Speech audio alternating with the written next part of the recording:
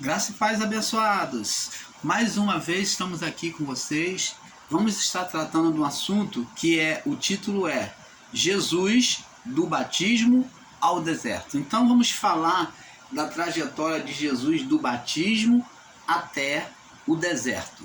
Então vamos buscar entender esse percurso de Jesus do batismo ao deserto. Vamos ler aqui do livro de Mateus,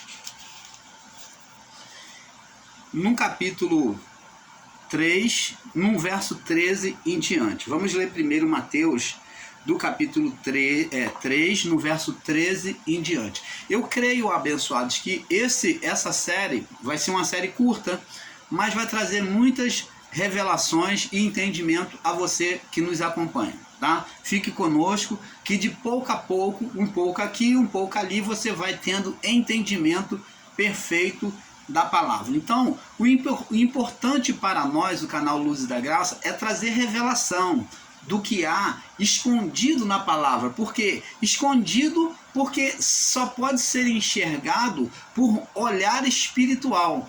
Então, são esse brilho, esse prisma, esse olhar espiritual, é que nós, com esse olhar espiritual, que nós enxergamos esse prisma, esse brilho da palavra, esse espírito da palavra, e trazemos a vocês, porque não adianta eu estar aqui ensinando letra, ensinando argumentos e fatos só pautado somente no literal do fato histórico, não, mas eu tenho que buscar, por meio do fato histórico, buscar entender e trazer a essência dos escritos históricos, não desprezando o histórico de forma alguma.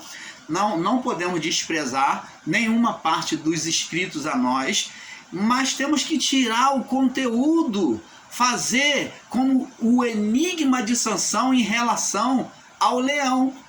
Esse leão foi a representação dito por Sansão para Dalila, que fez um enigma que diz que do leão saiu doçura, né? Da força saiu doçuras. Então o Sansão fez um enigma para Dalila, que esse enigma estava ligado à figura de Jesus, que vinha da tribo do leão de Judá. Então ele foi a própria dele, saiu a doçura no coração de quem? Para quem? Para Deus, tirando o estado de condenação. Então ele satisfez o que? O ventre de Deus. Ele satisfez o paladar, a vontade de Deus. Então Jesus foi o leão descrito por Sansão, que foi tirado dele a doçura. Você está entendendo? É justamente com este olhar espiritual é que o canal Luz da Graça também traz do leão a doçura. Buscamos a essência do espírito, abençoados. Não adianta ficar contando só fatos históricos, não adianta apenas ficar contando fatos proféticos, mas se nós não entendermos, não buscarmos entender a essência espiritual. Então nós vamos estar aqui mostrando para vocês. Vamos começar. Jesus do batismo ao deserto, parte 1. Vamos estar lendo aí em Mateus capítulo 3, no verso 13. Diz assim, vamos ler aqui. Então veio Jesus da Galileia ter com João junto ao Jordão para ser batizado por ele. Mas João opunha-se-lhe dizendo: eu careço de ser batizado por ti, e vens tu a mim? Eu que preciso ser batizado por ti, e vens tu a mim? Verso 15. Jesus, porém, respondendo, disse-lhe: deixa por agora, porque assim nos convém a mim e a você, nos convém cumprir toda justiça, ou toda a lei. Então ele o permitiu. E sendo Jesus batizado, subiu logo da água, e eis que lhe abriram os céus, e viu o Espírito de Deus descendo como pomba sobre ele. Opa! Preste atenção, que maravilha, né? Você já procurou analisar, buscar entender este acontecimento? Esse acontecimento não foi apenas um fato histórico, mas tem muito conteúdo aqui. Somente nesses versos aqui tem muita revelação. Tem revelação de Jesus e João Batista obedecendo, Jesus se submetendo à voz, que é João Batista. João Batista, Jesus falou que ele, João Batista, tinha que se submeter à lei de Deus, que é a lei de pedra. Ele veio para obedecer, para cumprir. Ele diz: eu não vim abrogar, mas eu vim cumprir. Temos outra revelação aqui. Jesus mostra a humildade, né, em se submeter à lei, né?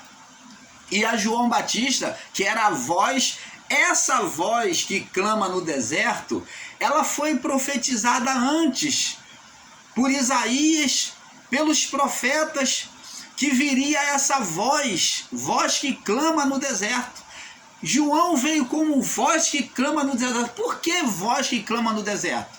Como nós já ensinamos, a voz era a palavra, a ordenação de Deus anteriormente, de Adão até aquele momento dos profetas se calarem. Essa voz ficou calada durante 400 anos. A partir do último profeta, Deus se silenciou. Por isso que João volta. João vem agora como o último profeta, né? Ele vem profetizar como um dos últimos do período profético. Ele vem profetizar como a voz que agora vem de novo, que clama no deserto. No deserto, uma voz de um povo que vem conduzir o povo no deserto. Ora, voz que clama no deserto, quem é o povo que estava no deserto? Ah, então Deus está falando que assim como o povo no deserto virou as costas para ele, e ele então entregou o povo à própria sorte, e então aqueles que desprezaram ele, então Deus por esses 400 anos também ficou em silêncio. Mas agora Deus vem como voz de novo para conduzir o povo. Opa! Então aí nós temos o entendimento de que se passou um tempo de Adão até Cristo. Passou-se um tempo, um período chamado lei, um ministério chamado dos anjos, aonde os anjos ministraram, como Jacó viu na escada, anjos subindo e descendo, na visão dele. Então o ministério era dos anjos, porque Adão foi formado a partir de um anjo querubim. Então, amados, agora vamos entender que no período de Adão até Noé foi um tempo aonde, a partir deste tempo, Deus vem afogar o povo nas águas, o povo rebelde que não dá ouvido à voz de Deus. Esse povo, ele é afogado nas águas, no dilúvio. Então o dilúvio cobre toda a terra, não foi só territorial, como estão ensinando por aí os nossos irmãos em graça, diz que foi só local, diz que foi só num local ali. Não, o dilúvio foi mundial, foi no globo terrestre, foi em todo o mundo. Então esse dilúvio que afogou a terra, onde a terra esteve submersa durante o período do dilúvio, ele demonstra de Adão até Noé, demonstra um período grande. Então o povo que foi rebelde morreu no dilúvio, e então a partir do dilúvio, estando no abismo, sendo lançadas aquelas almas no abismo, as almas rebeldes, até Cristo, até a ressurreição de Cristo, esses espíritos estavam aprisionados no abismo. Então, de Adão até a ressurreição de Cristo, conta-se então um período de tempo, uma para eles, né, e para Deus, chamado de eternidade, ou um Olam. É um período de tempo. Olam é um tempo aonde Deus ele vem executar uma outra obra. Então, dentro desse tempo de Adão até a ressurreição de Cristo, Então, ali foi um período que terminou o ministério dos anjos. Agora, Deus então veio executar um outro juízo. Então, preste atenção. Agora, esse período foi chamado de Olam, que é uma eternidade de Deus. Quando falamos de eternidade, não é para sempre, como se entendem literalmente. Eternidade de Deus não é para sempre. Eternidade é um tempo determinado por Deus. É chamado de Olam. Então, de um Olam até o outro Olam, que é um tempo, uma eternidade, então de Adão até a ressurreição, esses espíritos que morreram ficaram ali, que foram afogados pelas águas, ficaram em juízo sobre o abismo. Sofreram juízo no corpo físico e esperavam um juízo espiritual. Vai entendendo? Ali eles não foram julgados no sentido espiritual. Eles não sofreram um juízo espiritual. Toda criatura, de Adão até, ou melhor, vamos explicar melhor que o irmão Paulo explicou errado. Todos aqueles do período noélico, de Adão até o período noélico que foi afogado nas águas, eles, nesse período de Adão até a ressurreição de Cristo, eles já estavam lá afogados, aquelas almas estavam lá no abismo, foram lançados no abismo do período noélico, os rebeldes.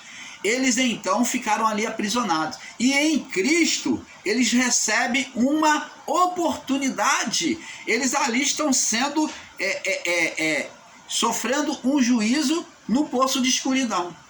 Esperando o quê? O juízo eterno. Nessa ressurreição de Cristo, Cristo prega o evangelho para eles. Cristo vai lá, pela sua obra da cruz, vem tirar esses espíritos que estavam aprisionados do período noélico. Você vê que eles eram ímpios? Eram. Rejeitaram a palavra de Deus? Rejeitaram. Mas ainda assim, dentro do Olam de Deus, dentro da eternidade de Deus, quando se cumpriu, veio o juízo agora para julgar as almas, para trazer aquelas almas que receberam a salvação de Cristo, para tirá-la da condição do abismo. Vai entendendo isso? E existem irmãos aí que ensinam inferno como para sempre. Eternidade, o Olam de Deus é o tempo de Deus e não para sempre. Uma alma lançada no inferno não vai ficar lá para sempre, como falamos aqui no vídeo abaixo. E nós vamos seguindo ensinando isso para poder abrir a cabeça desses irmãos que ensinam um Deus que formou o homem, que diz que ama, que envia o seu próprio filho, que diz que ama de tal maneira, essa palavra tal é incomparável, fora do entendimento humano, mas que na verdade lança o que foi rebelde aqui, lança no inferno e vai lá, acaba com a vida dele, aniquila e não quer mais saber dele. Um Deus que fica de mal se você não se sujeitar à vontade dele aqui.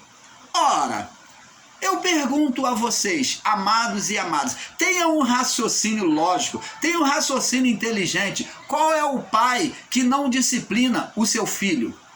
Qual é o pai que não disciplina o seu filho? Mas ele não ama o seu filho? Ama, mas ele disciplina. Muitas das vezes dá uma palmadinha, deixa de castigo, deixa de dar aquilo que ele deseja. É como também acontece na nossa vida. Quantas das vezes pedimos a Deus e não recebemos porque pedimos mal, como disse Pedro, para gastarmos nos nossos deleites?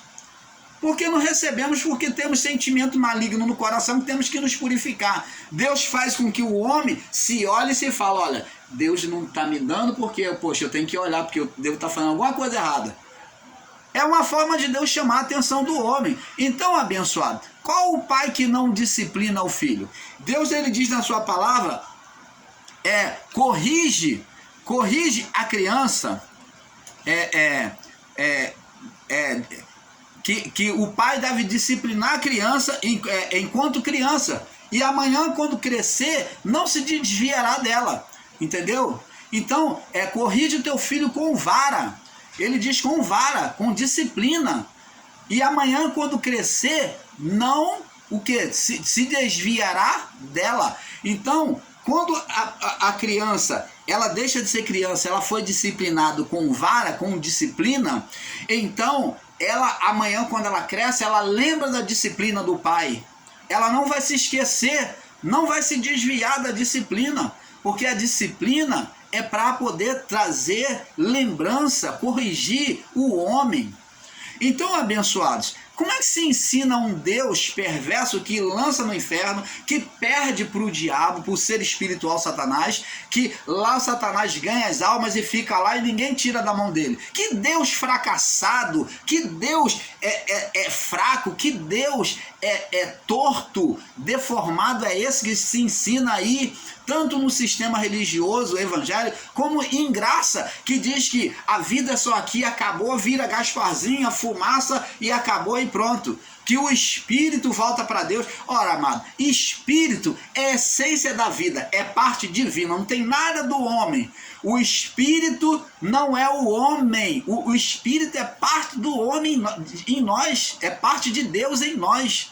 Espírito, esquece esse negócio de espírito. Espírito como o homem só é espírito por meio da alma. Espírito, quando a palavra de Deus diz espírito, alma e corpo, esse espírito é parte, é a vida de Deus, que dá vida, que dá alma ao meu corpo, ao seu corpo. E esse espírito, ele vai voltar de qualquer forma para Deus. Mas quando a palavra diz que morre o corpo e o espírito volta para Deus, não está falando do espírito só divino, não, mas está falando, os dois são juntos, amados. Como expliquei aqui sobre as duas naturezas, só quem pode separar, Paulo falou que só quem pode separar o espírito da alma, só quem tem essa habilidade é o Criador, por meio da sua palavra. Ele diz, ó, porque diz aqui que a palavra de Deus é mais cortante do que espada alguma de 2 gumes, porque a ponto de separar junta e medula, fala da parte física. Então ela penetra, ela pode curar, ela pode fazer o que for com o homem, ela penetra junta e medula. Quando é pregada a palavra de Deus de uma forma verdadeira, real, ela opera no corpo sim, ela traz milagres sim, ela transforma o exterior da vida do homem sim. E ele diz, a ponto de cortar, separar alma, junta e medula, alma e espírito. Agora ele fala da parte espiritual. Então ela opera tanto no físico como na parte espiritual. Então ele está mostrando 2 naturezas, a natureza física e a natureza espiritual, que nós ensinamos aqui no canal. Isso tudo confirma que os nossos ensinos são verdadeiros. Então Paulo demonstra como tem 2 naturezas, junta e medula, que a palavra de Deus vem cortar, vem separar, e alma e espírito. Só quem tem essa habilidade é a palavra, é o próprio Deus por meio da sua palavra. Então essa alma e espírito só é separada diante de Deus. O espírito sobe com a alma. Se a alma se separar do espírito ou o espírito da alma, não existe vida para a alma.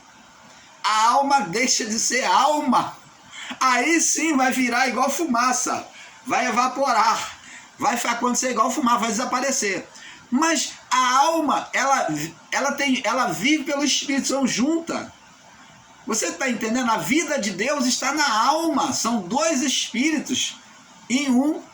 Então, quando morremos, perdemos o corpo e a alma agora, o que ela vai fazer? Para onde vai a alma do homem? Ela precisa de um novo corpo. É o que acontece com todos nós. Na morte do corpo, recebemos, a partir deste corpo semeado, recebemos um novo corpo, tanto justos como ímpios. E é por meio deste corpo que a alma vai permanecer viva. Vai acontecer o mesmo que aconteceu com Cristo. Ele foi exemplo para nós. Ele demonstrou primeiro em Lázaro, pela ressurreição, de um corpo putrificado que recebe vida. Ele mostrou de forma literal para o povo e o povo, os religiosos, não entenderam.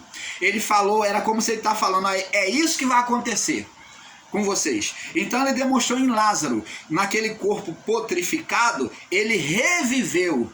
Então, aquele corpo que já estava em decomposição, aquele corpo ele reviveu, ele voltou à vida. Assim também será com o nosso corpo. Foi com Cristo que também ressuscitou como Lázaro, só que Cristo com um corpo transformado. Lázaro, ele ressuscitou com um corpo humano para testemunhar ainda um tempo nesta vida. Deus deu mais um tempo, mas Cristo com um corpo ressuscitado, transformado, com um novo corpo. E com este corpo, ele voltou para os céus.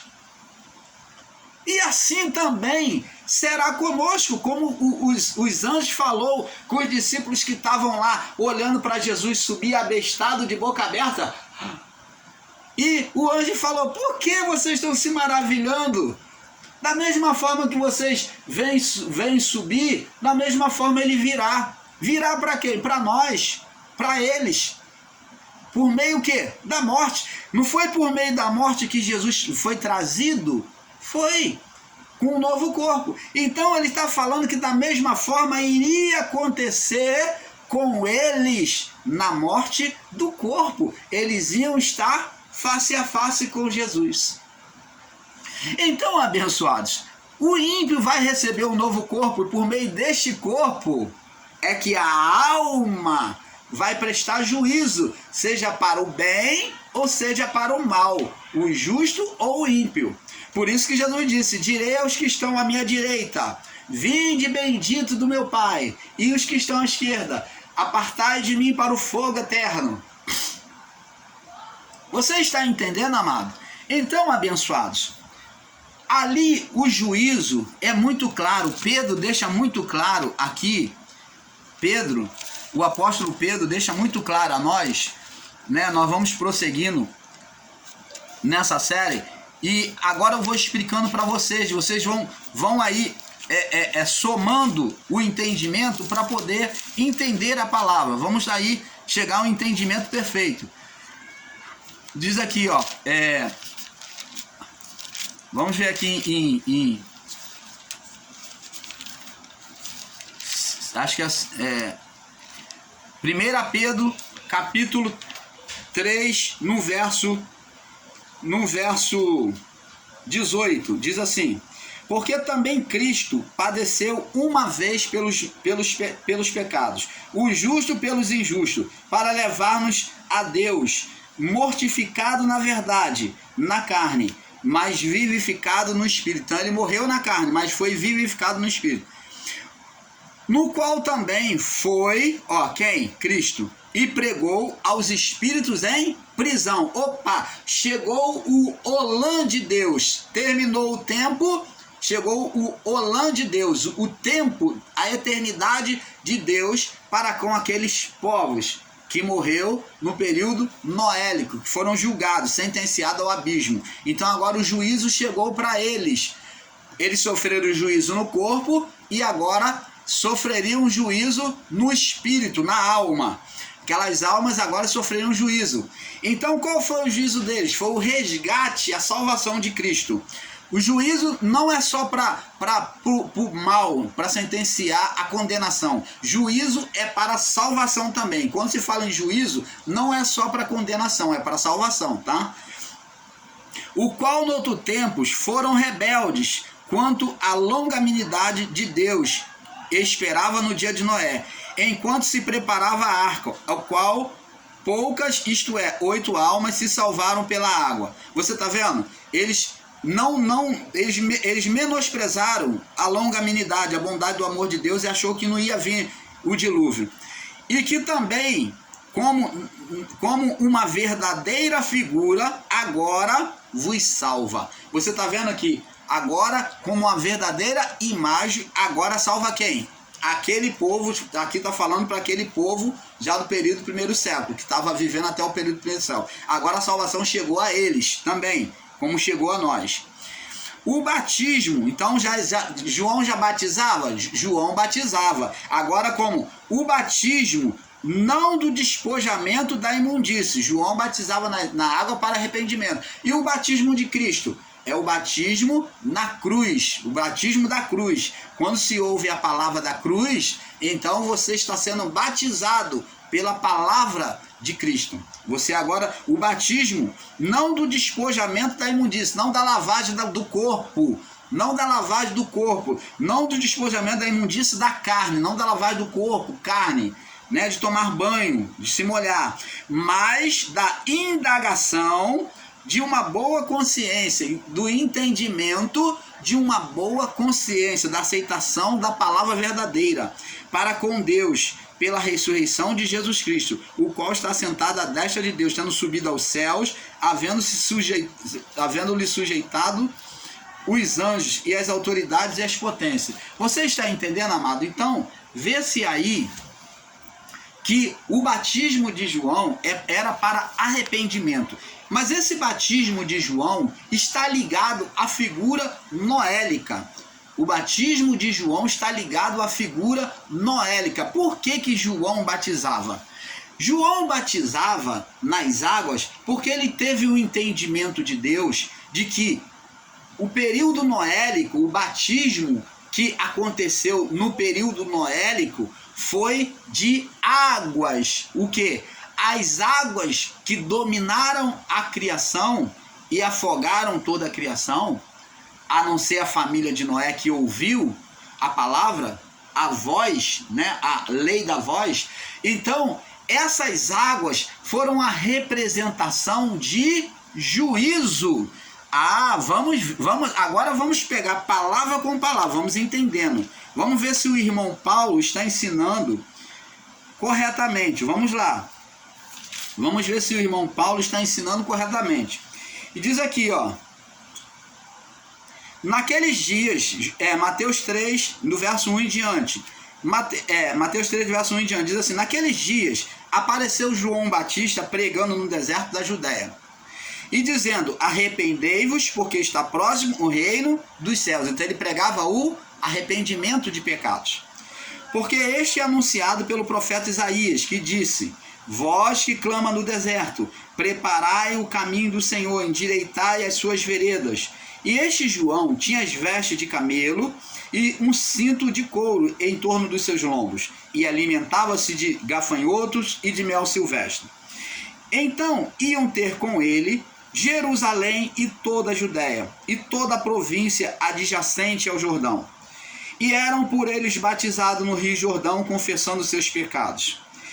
Vendo ele, muito dos fariseus, dos religiosos, né, observadores da lei, e dos saduceus, também observadores da lei, né, que vinham ao seu batismo, disse-lhe: raça de serpentes, raça de víboras. Como já ensinamos nos vídeos abaixo, o termo raça de víboras está excluindo eles.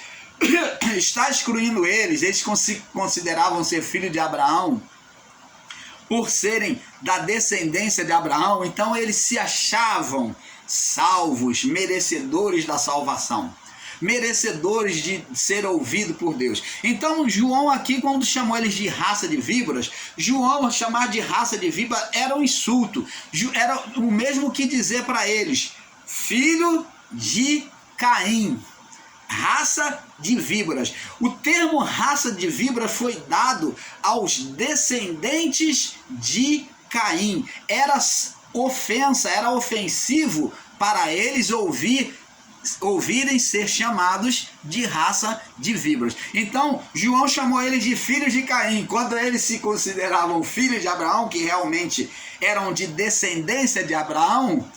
E eles se esponjavam, se orgulhavam, se exaltavam por causa disso, né? Eles tinham a prepotência, como diz na parábola do fariseu e publicano: não sou como esse publicano, eu dou o dízimo, eu faço isso, eu sou descendente de Abraão. Mas João já veio chamando eles de raças de víboras, ou descendente de Caim. que foi filho da serpente, do ser espiritual. Então, João já chamou eles de raça de víbora. Quem vos induziu a fugir da ira vindoura? Porque Deus não conseguiu nem convencer Caim, porque o mal estava em Caim. Deus argumentou com Caim, querendo tirar o mal do coração dele. Caim não permitiu, não quis ouvir a voz de Deus. Por isso que João diz: quem vos induziu a fugir da ira vindoura? Quem é que trouxe consciência a vocês, para vocês se arrependerem? Aí João fala: produzir, pois, frutos dignos de arrependimento. Então, tem que produzir fruto. Não tem esse negócio de dizer: eu sou cristão, eu estou em graça, eu sou eleito, sou mais do que vencedor. Não, eu sou um predestinado. Nada disso vai trazer a aceitação de Deus para a sua vida. Você tem que produzir frutos dignos de arrependimento. O irmão Paulo tem que produzir frutos dignos de arrependimento. Entendeu? Isso é que nos faz nos estar em Deus perfeitamente. Produzir, pois, frutos dignos de arrependimento, porque sendo carnal, não. E não presumar de vós mesmo, dizendo, não fica aí, se exaltando, presunçoso de vós mesmo, dizendo: temos por pai Abraão. Não se esponja na sua descendência, não. Porque temos por pai Abraão, dizendo, porque eu vos digo que mesmo dessas pedras, Deus pode suscitar filhos a Abraão. E também, agora está posto o machado à raiz das árvores. Toda árvore que não produz bom fruto é cortada e lançada no fogo. Que fogo? Do inferno. Fogo eterno. Vai ter que ser queimada. Vai ter que ser apurada, porque Deus não aceita filhos com defeito. Deus nunca aceitou o sacrifício com defeito.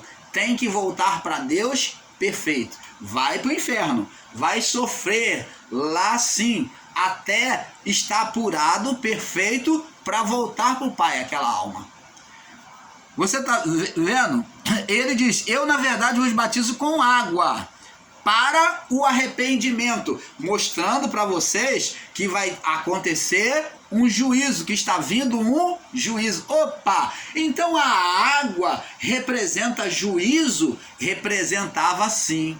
A água, ela tinha a representação da consciência do aviso de que viria o juízo. E isto foi demonstrado no período noélico, aonde Noé falou: olha, vocês se arrependam, porque Deus vai derramar águas aí para punir os pecados deste povo que está demais diante dele. E o povo zombava de Noé, não acreditava. Então a água foi a representação da consciência de que um juízo viria. Você agora vai entender por que então João batizava nas águas? Todos aqueles que vinham ser batizados nas águas, eles estavam confessando: eu creio no juízo de Deus que virá. Então eu vou me colocar na posição